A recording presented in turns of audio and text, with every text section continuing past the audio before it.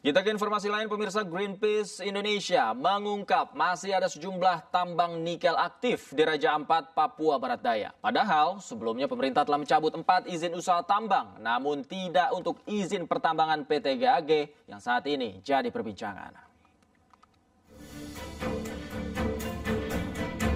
Greenpeace Indonesia mengungkap masih terdapat sejumlah izin pertambangan nikel yang aktif di wilayah Raja Ampat. Juru kampanye Hutan Greenpeace Indonesia Ade Ari Rompas menyebut ada 16 izin tambang nikel yang pernah dan masih berlaku di Raja Ampat. Dari 16 izin tersebut, 13 diantaranya berada di kawasan Geopark Raja Ampat yang selama ini dikenal sebagai salah satu ekosistem paling berharga dan unik di dunia. Bahwa pencabutan izin yang diumumkan oleh Menteri SDM setelah bertemu dengan Bapak Prabowo, ini masih menjadi pertanyaan besar. Sehingga kita penting mengawal bagaimana sebenarnya yang kami bilang surga terakhir ini betul-betul terlindungi. Ini data-data yang kemudian kami lihat. Jadi bukan hanya Pulau Gak saja juga yang bermasalah, tapi potensial untuk dihidupkan kembali itu masih sangat memungkinkan. Sebelumnya pemerintah mencabut 4 izin usaha tambang nikel di Kabupaten Raja Ampat, Papua Barat Daya. 4 perusahaan yang dicabut izin tambangnya adalah PT Anugrah Surya Pratama, PT Mulia Ramon Perkasa, PT KW Sejahtera Mining, dan PT Nurham. Sementara untuk kontrak karya PT GAG izinnya tidak dicabut karena dianggap jauh dari kawasan Geopark. Meski demikian, pemerintah menegaskan akan tetap melakukan pengawasan khusus terhadap penambangan di Raja Ampat. Tim Liputan iNews melaporkan. Kondisi Raja Ampat mengundang keprihatinan banyak pihak. Netizen hingga organisasi lingkungan internasional menyoroti kerusakan yang ditimbulkan oleh aktivitas pertambangan nikel yang tidak mempertimbangkan dampak lingkungan. Raja Ampat terancam tambang. Hingga kapan surga terakhir itu bertahan? Untuk membahasnya kami telah terhubung dengan Kepala Teknik Tambang PT KSM, Bapak Suharta, dan juga Ketua Tim Kampanye Hutan Greenpeace Indonesia, Bapak Ari Rompas. Selamat malam, Pak Suharta, Pak Ari. Selamat malam. Saya ke Pak Suharta terlebih dahulu. Pak, bisa dijelaskan, PT KSM menjadi salah satu dari 4 PT yang izinnya dicabut atau seperti apa? Baik, mungkin sebelum saya bicara, bolehkah saya untuk menyampaikan paparan Pak yang secara detail untuk PT KSM itu sendiri? Ya, silakan Pak. Izin besar untuk persentasenya Pak.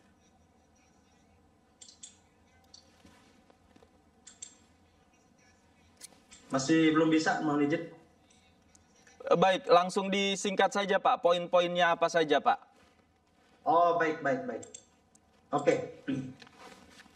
Yang pertama, kami sudah memiliki beberapa legalitas terkait perizinan.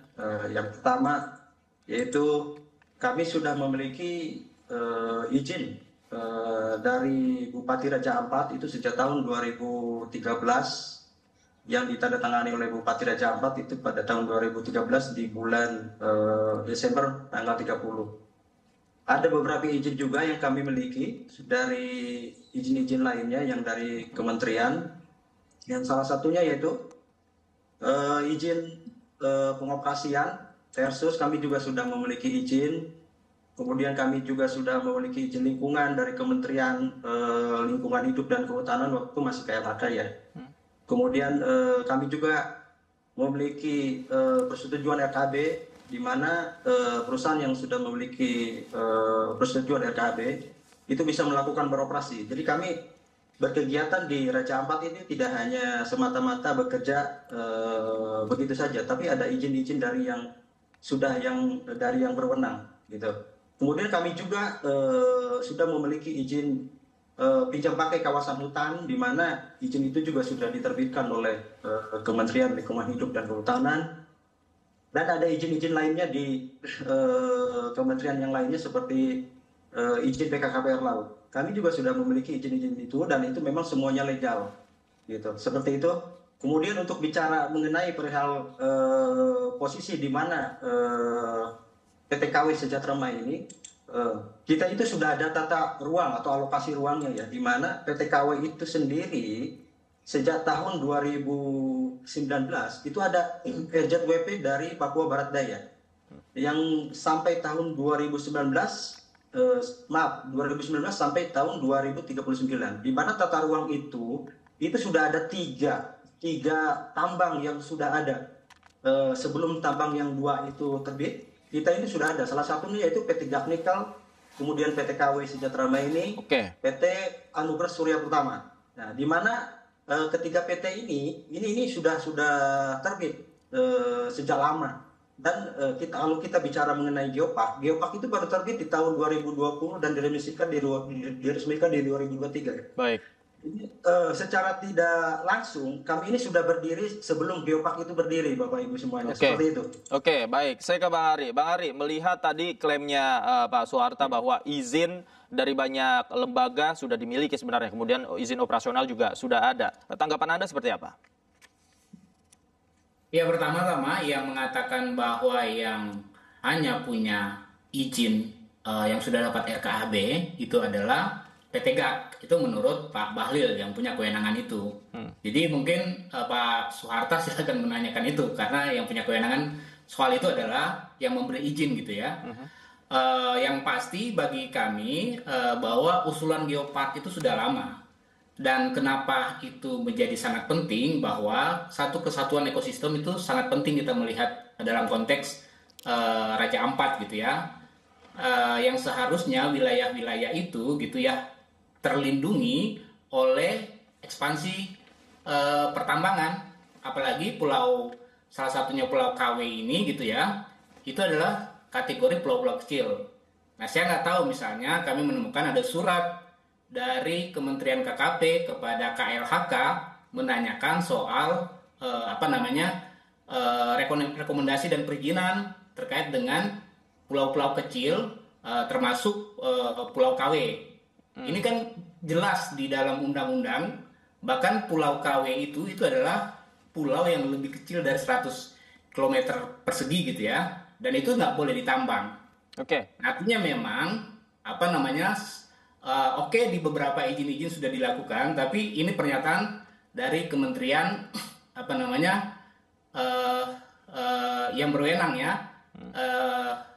Pak Bahlil selaku SDM belum punya RKAB gitu ya. Yang kedua juga Kementerian Kehutanan yang sekarang juga telah menemukan ada aktivitas di luar izin pinjam pakai kawasan hutan. Yang ketiga juga bahwa Kementerian Lingkungan Hidup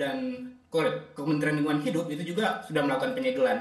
Berarti ada fakta-fakta yang kemudian ditemukan oleh instansi atau kementerian yang terkait dengan pelanggaran Pulau KW. Bang Ari, mohon maaf saya potong. Kalau data dari Greenpeace sendiri, ini apakah ada radius tertentu di wilayah di luar Geopark Raja Ampat yang masuk di situ yang mengizinkan perusahaan untuk beroperasi? Catatan Greenpeace seperti apa? Kan Geopark itu bagian dari kesepakatan dari UNESCO gitu ya. Memang dia tidak memiliki kekuatan hukum gitu dalam konteks hukum Indonesia, tapi itu menjadi pengakuan global bahwa wilayah Raja Ampat itu masuk dalam Global Geopark, karena memang kekhasannya termasuk keunikan wilayah Raja Ampat itu menjadi wilayah yang memang tinggi akan biodiversitasnya gitu. Jadi segitiga terumbu karang, sehingga memang itu perlu dilindungi. Baik. Nah, jadi penting bahwa Pulau KW itu bagian dari Global Geopark yang memang baru disahkan dari tahun 2023. Tapi sebelum prosesnya itu sudah lama dilakukan gitu. Nah, yang kedua memang secara hukum itu tadi saya bilang itu pulau-pulau kecil yang nggak boleh ditambang gitu. Bahkan putusan MK itu sudah memperkuat sebenarnya pulau-pulau kecil nggak boleh ditambang, sehingga proses-proses dari perizinan itu harus melihat gitu. Ada undang-undangnya yang jelas yang mengatakan itu tidak boleh ditambang. Gitu. Baik. Saya ke Pak Suharta. Pak Suharta, kalau PT KSM ini operasionalnya jaraknya berapa radiusnya? Tadi Anda katakan berjarak puluhan kilometer. Kemudian kalau komunikasi dari Menteri SDM terhadap PT KSM seperti apa? baik. Kita bicara mengenai pulau-pulau kecil ya. Ya. Pulau-pulau kecil itu Pak, itu baru disahkan atau diundangkan itu di tahun 2014. Nah, kami ini sudah memiliki izin di tahun 2013. Aturan itu tidak berlaku surut, Bapak. Semuanya itu tidak berlaku surut. Mungkin bisa aja kalau jika memang kami pulau-pulau kecil itu terbitnya di tahun 2013 aturannya, kami nggak akan punya izin di situ.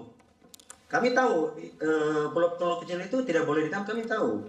Makanya kami bisa melakukan penambangan itu karena memang izin kami itu terbit lebih dulu dibanding dengan aturan pulau-pulau kecil itu. Mungkin Pak Ari nanti bisa lihat perihal itu ya. Itu tahun berapa terbitnya, apakah itu berlaku surut atau tidak, itu perlu dilihat gitu. Itu yang pertama. Yang kedua, mengenai RKAB. Memang RKAB kami ini Pak, kami di tahun 2024 itu sudah memiliki RKAB dan tahun 2023 juga sudah memiliki RKAB. Makanya kami melakukan berkegiatan di tahun 2023 dan 2024. Untuk 2025 kami itu melakukan revisi karena memang di dokumen studi kelayakan kami itu di tahun 2025 dan 2026 itu tidak ada perencanaan. Makanya kami melakukan revisi. Nah, kemudian untuk bukaan lahan yang 5 hektar itu sebetulnya sudah lama kita diskusikan dengan Kementerian Lingkungan Hidup dan Kehutanan. Itu merupakan bukaan lahan sebelum kita memiliki izin pinjam pakai kawasan hutan. Oke. Jadi perlu kami sampaikan bahwa Pulau Kawe itu sebetulnya sudah beroperasi sebelumnya. Dan memang waktu itu bukan kami pemiliknya dan kami juga merupakan salah satu pemilik yang kedua dari pemilik sebelumnya. Nah, dikarenakan memang dulu perusahaan sebelumnya itu tidak menaati regulasi perihal pinjam pakai kawasan hutan, makanya kami sebagai pemilik kedua, kami mengikuti aturan itu sehingga kami mengajukan izin pinjam pakai kawasan hutan itu. Dan izin pinjam pakai kawasan itu sudah terbit di tahun 2021 dan setelah dievaluasi oleh Kementerian SDM, dievaluasi juga oleh Kementerian Lingkungan Hidup, itu kami sudah lolos evaluasi sehingga terbitlah RKAB tahun 2023 waktu itu. Nah, makanya kami bisa beroperasi Pak, seperti itu. Baik, Bang Ari silakan. Ya, jadi kalau dibilang Undang-Undang Nomor 1 Tahun 2014 terbit setelah izin dikeluarkan 2013, sebenarnya undang-undang yang paling ininya adalah Undang-Undang Nomor 27 Tahun 2007. Itu tidak ada perubahan makna sebenarnya soal tambang-tambang pengelolaan wilayah pesisir dan pulau-pulau kecil. Jadi Undang-Undang Nomor 1 Tahun 2014 itu adalah merujuk juga kepada Undang-Undang Tahun Nomor 27 Tahun 2007 gitu. Jadi sebenarnya kalau mau dibilang ya sudah ada di undang-undang sebelumnya dan itu diperkuat dengan Undang-Undang Nomor 1 Tahun 2014. Dan secara substansi itu tidak berubah soal pulau-pulau kecil gitu ya. Baik, secara substansi tidak berubah, hanya saja mungkin penafsirannya yang agak berbeda antara satu pihak dan dengan pihak yang lain seperti itu ya. Baik. Ya, artinya itu mematahkan sebenarnya apa yang disampaikan sama Pak Sukarta soal izinnya dulu terbit baru kemudian undang-undangnya gitu. Baik, kita lihat nanti akan prosesnya seperti apa ke depan karena ini masih menjadi sorotan. Terima kasih Bang Ari Rompas, Pak Suharta juga terima kasih sudah bergabung bersama kami. Sayang sekali waktu kita terbatas. Terima kasih Bapak-bapak. Selamat malam, sehat selalu.